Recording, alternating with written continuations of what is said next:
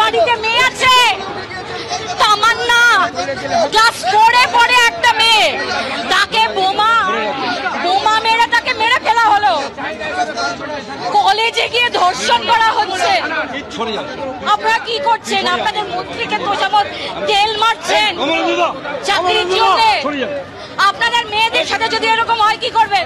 আপনাদের বাড়ির মেয়ে যদি এরকম ভাবে রেপড হয় আপনারা আটকাবেন তো? চাকরির ভয় আপনারা ঘুরে দাঁড়ান না।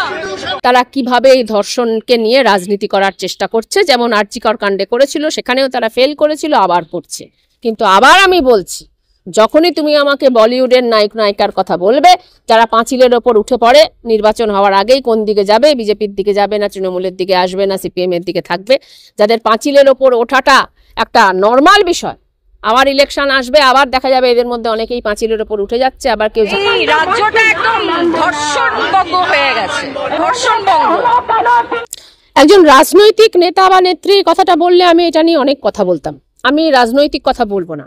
আমি শ্রীলেখা মিত্র থেকে শুরু করে যারা সেলিব্রিটি বলছো, সৃজিত মুখার্জির একটা সিনেমায় প্রথম থেকে শেষ পর্যন্ত খিস্তির বন্যা বয়।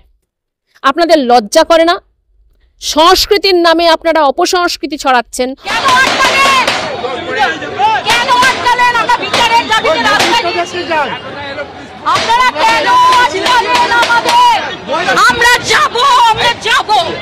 দিদি, আরজিকর কাণ্ডের এখনো 11 মাসও কাটলো না, আর তারই মধ্যে কসবা কাণ্ড, আবার রাত দখল, আবার জাস্টিসের বিচার চেয়ে রাস্তায় নামলো সাধারণ মানুষ থেকে আরো অন্যান্য ব্যক্তিরা। কিভাবে দেখছেন বিষয়টি? আমি দেখছি এভাবে যে প্রতি 16-17 মিনিটে একটা করে মেয়ের ধর্ষণ হয়, এটাই হচ্ছে আমাদের দেশের হিসেব। তার মানে গত 11 মাসে কতগুলো মেয়ের ধর্ষণ হয়েছে, গত 11 মাসে কতগুলো মেয়ের ধর্ষণের রিপোর্ট এসেছে, কারণ যা রিপোর্ট আসে আর বাস্তবে যতজন ধর্ষিতা হয় সেটা অনেক বেশি। রিপোর্ট করার সাহস পায় না মেয়েরা। যেখানে রিপোর্ট করা অবস্থাতেই দেখা যায় যে প্রতি 16 মিনিটে একটা করে মেয়ে ধর্ষিতা হচ্ছে, সেখানে গত 11 মাসে কটা মেয়ে ধর্ষিতা হলো এখনো পর্যন্ত এই ধরনের ঘটনার কোনো বিহিত আমরা করতে পারি না। তার মধ্যে কসবা একটি, আমি এভাবেই দেখছি, আরজিকর একটি, আমি এভাবেই দেখছি। এবং যে কোনো ধর্ষণের ঘটনার মতোই আরজিকর এবং কসবা, ওই যে 16 মিনিটে একটা করে মেয়ে ধর্ষিতা হয়, প্রত্যেকটা ঘটনাই অত্যন্ত দুর্ভাগ্যজনক।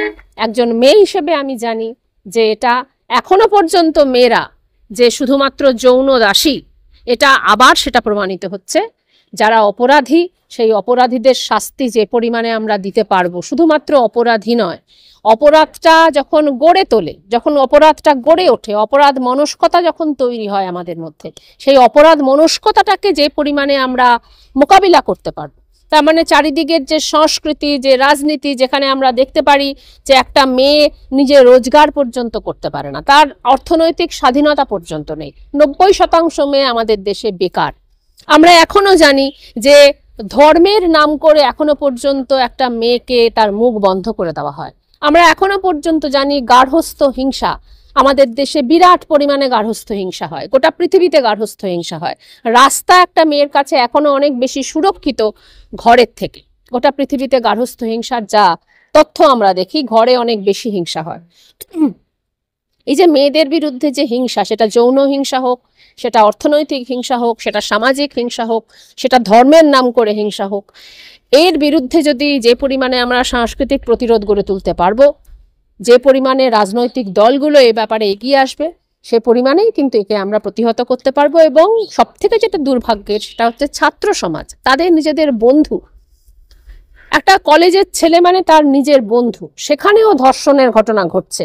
আমরা কিছুদিন আগে দেখেছি, কিছুদিন আগে মানে প্রায় বছর 7-8 আগে স্কুলেও দেখা যাচ্ছে, স্কুলের মধ্যে সম্ভবত একটি নামকরা ইংরেজি মাধ্যম স্কুল, সেখানেও দেখা যাচ্ছে যে প্রায় একটি ঘটনা ঘটে যাচ্ছিল, সেটাকে কোনো ক্রমে আটকানো হয়েছে, শেষ পর্যন্ত ধরা পড়ে গেছে, সেটা আটকে গেছে। তার মানে স্কুলে কলেজে এখন মোবাইলে একটা চূড়ান্ত যৌন সংস্কৃতি চারিদিকে চলছে, এবং সেটার বিরুদ্ধে যে পরিমাণে আমরা মেয়েরা সরব হতে পারবো, রাজনৈতিক দলগুলো সরব হতে পারবে, এবং কলেজেও গণতন্ত্র যে পরিমাণে তৈরি হবে, শুধুমাত্র ছাত্র নির্বাচন নয়, কারণ এসএফআই এর আমলে, সিপিএম এর আমলে ছাত্র নির্বাচনগুলো আমরা দেখেছি, সেখানে বাস্তবত এসএফআই ছাড়া আর কেউ ক্যান্ডিডেট দিতে পারতো না।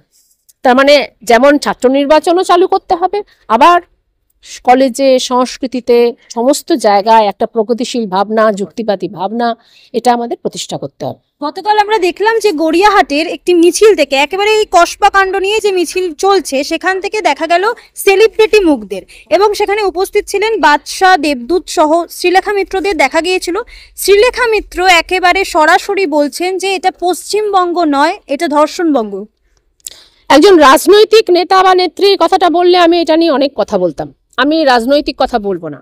আমি শ্রীলেখা মিত্র থেকে শুরু করে যারা সেলিব্রিটি বলছো, সৃজিত মুখার্জির এক একটা সিনেমায় প্রথম থেকে শেষ পর্যন্ত খিস্তির বন্যা বয়। আপনাদের লজ্জা করে না? সংস্কৃতির নামে আপনারা অপসংস্কৃতি ছড়াচ্ছেন, অপসংস্কৃতি কেউ বললে সেটা নিয়ে আপনারা হাসি ঠাট্টা করছেন। আপনাদের কাছে মদের সংস্কৃতি, নারীর উলঙ্গ নারীদেহের সংস্কৃতি, এবং সেটাকে আপনারা জাস্টিফাই করার চেষ্টা করেন যে রাইট টু চুজ, অর্থাৎ একটা মেয়ে হ্যাঁ বললে হ্যাঁ, না বললে না। তার মানে সৃজিত মুখার্জির কাছে এসে একজন নায়িকা বলবে হ্যাঁ আমি উলঙ্গ হয়ে ক্যামেরার সামনে দাঁড়াবো, অতএব আমি ওই উলঙ্গ ছবিটা তুলতে পারবো। আপনাদের লজ্জা করে না? আপনারা উলঙ্গ মহিলাদের বিক্রি করে কোটি কোটি টাকা কামাচ্ছেন। আপনাদের এই সমস্ত সংস্কৃতিতে কি ধরনের নোংরা সংস্কৃতি চলে ব্যবসার নামে, যে কি ধরনের কাউচ সংস্কৃতি চলে, যে কাউচের কথা এমনকি ঐশ্বর্য রায় পর্যন্ত বলতে বাধ্য হয়েছে যখন আমরা ঢুকছি সেখানে কিভাবে প্রযোজক এবং পরিচালকদের পাল্লায় পড়ে প্রত্যেকটা মেয়ে। আপনাদের লজ্জা করে না? এক একটা মাফিয়া সংস্কৃতি গড়ে তুলেছেন যেখানে ধর্ষণের সংস্কৃতি হয়। আপনাদের মুখে ধর্ষণের কথা আমাদের শুনতে হবে? শুনবো না। তিনি বলছেন যে আপনাদের বাড়িতেও তো মেয়ে আছে, কেন ভয় পাচ্ছেন মাইনে পাওয়ার জন্য? পুলিশকে বললেন শ্রীলেখা মিত্র। শ্রীলেখা মিত্রদের নিয়ে কোনো কথা শুভেন্দু অধিকারী বললে আমি বুঝতাম, তার একটা উত্তর দিতাম যে বিজেপি দল, সিপিআইএম দল, তারা কিভাবে এই ধর্ষণকে নিয়ে রাজনীতি করার চেষ্টা করছে। যেমন আরজিকর কাণ্ডে করেছিল, সেখানেও তারা ফেল করেছিল, আবার করছে। কিন্তু আবার আমি বলছি, যখনই তুমি আমাকে বলিউডের নায়ক নায়িকার কথা বলবে যারা পাঁচিলের ওপর উঠে পড়ে নির্বাচন হওয়ার আগেই কোন দিকে যাবে, বিজেপির দিকে যাবে না তৃণমূলের দিকে আসবে না সিপিএম এর দিকে থাকবে, যাদের পাঁচিলের ওপর ওঠাটা একটা নর্মাল বিষয়, আবার ইলেকশন আসবে, আবার দেখা যাবে এদের মধ্যে অনেকেই পাঁচিলের ওপর উঠে যাচ্ছে, আবার কেউ ঝাঁপ দিয়ে পড়বে, তাদের মুখে সংস্কৃতির কথা আমরা শুনবো না। পাশাপাশি আমরা দেখলাম যে অভয় আন্দোলনের সময় যে ডাক্তাররা সামিল হয়েছিলেন তাদেরও দেখা গেল, সেখান থেকে এক ডাক্তার বলছেন যে ছেলেটা কলেজে 4 বছর আগে পাশ করে গিয়েছে, তাহলে সে কলেজে এসে এখন এতটা দাদাগিরি করছে কি করে? তাহলে তার মাথায় নিশ্চয়ই অপর মহলের হাত রয়েছে। দেখো, আমি তো নিজে ছাত্র রাজনীতি করে উঠেছি।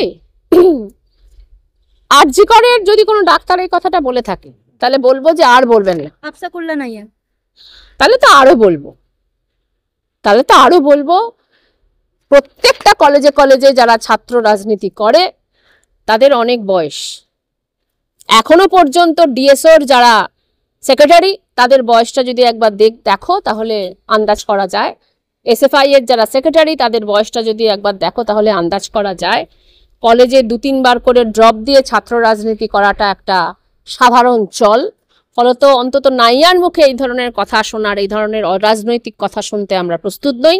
উনি যদি ধর্ষণের বিরুদ্ধে বলতেন, উনি যদি বলতেন যে ছাত্র নির্বাচন করো, উনি যদি বলতেন যে হ্যাঁ নির্বাচনটা কেন হচ্ছে না, আমি বলতাম হ্যাঁ ঠিক বলেছেন, কিন্তু 4 বছর আগে তুমি চলে গেছো সেই জন্য তুমি ধর্ষণ করার লাইসেন্স পেয়ে যাবে, এই কথার কোনো অর্থ হয় না। ওই ছেলেটা ক্রিমিনাল, এবং এই ক্রিমিনালদের যারা তোল্লাই দিয়েছে তাদেরকে অবশ্যই ধরতে হবে। আমরা দেখলাম যে বিক্ষোভ আটকালো পুলিশ, তাহলে রাজ্যে যদি বিচারের দাবিতে বিচার চাইতে হয় তাহলে পুলিশ কি তাহলে আটকাবে? নাগরিকদের কি কোনো গণতন্ত্র নেই? না, এই যে আমি এখন কথা বলছি, এই যে আজকে আমরা বারিন ঘোষ এবং ক্ষুদিরাম বসুকে যেভাবে দেখানো হলো সেটা নিয়ে সভা সমিতি করলাম, আমাদেরকে কেউ আটকায়নি। ওটা তৃণমূলের জন্য কোনো সভা ছিল না, আমাদেরকে কেউ আটকায়নি। আমরা এখন মিছিল মিটিং করি, এটা আমাদের স্বাভাবিক নিয়ম, যে আইনগুলো আছে সেটা আমাদের মানতে হয়। মানে এত অবধি ব্যারিকেড থাকলে অত অবধি যেতে হয়, ব্যারিকেড ভাঙলে পুলিশরা ধরে নিয়ে যায়, আবার আমাদের ছেড়ে দেয়। আন্দোলন করলে, রাজনীতি করলে একটু আধটু তো জেলে যেতেই হবে। সেলিব্রিটি বলে জেলে যাবেন না, আবার কি কথা? একটা প্রশ্ন উঠে আসছে যে আপনাদের সরকারের মন্ত্রী শশী পাজা বলেছেন রাস্তায় বাদরামও করবেন না, মিছিল করা কি তাহলে বাদরাম? মানে মুখ্যমন্ত্রী মমতা বন্দ্যোপাধ্যায়ও তো মিছিল আন্দোলন থেকেই উঠে এসেছেন। না, আমার মনে হয় না ব্যাপারটা এরকম ভাবে তিনি বলেছেন। আমার শুধু মনে হয় যে মিছিল মিটিং করার অধিকার আমাদের আছে, সেটাকে কেউ কেড়ে নিতে পারবে না, কেউ কেড়ে নিতে চাইলেও কেড়ে নিতে পারবে না। সেলিব্রিটিদের মাঝে মধ্যে একটু আধটু জেলে যাওয়া উচিত।